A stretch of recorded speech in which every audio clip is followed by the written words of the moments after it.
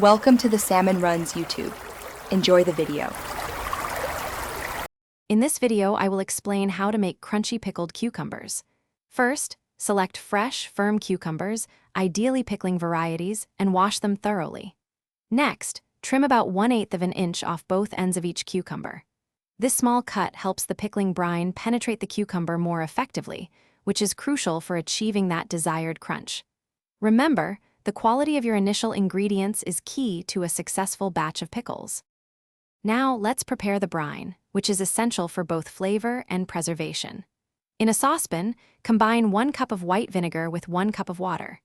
Add 1 tablespoon of pickling salt and 1 teaspoon of sugar to balance the flavors.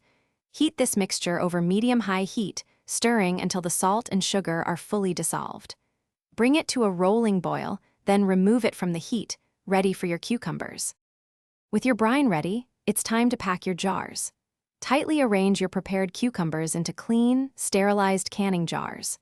For extra flavor, add fresh dill sprigs, 1 or 2 peeled garlic cloves, and a half teaspoon of mustard seeds to each jar. Carefully pour the hot brine over the cucumbers, ensuring they are fully submerged. Leave about 1/2 inch of headspace at the top of each jar before sealing. Finally, for safe preservation, process your sealed jars in a boiling water bath for 10 minutes. After processing, carefully remove the jars and let them cool completely on a counter. Once cooled, store them in a cool, dark place. For the best crunchy texture and flavor, allow your pickles to cure for at least 2 weeks before opening. Don't forget to check the description for a link to the Echo Dot smart speaker and other great deals. Thanks for watching. Consider subscribing if we helped you.